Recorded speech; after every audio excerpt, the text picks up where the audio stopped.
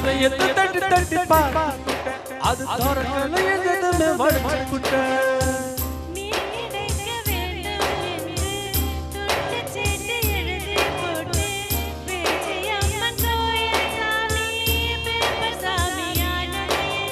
கண்ணுக்குள்ள ஓடிய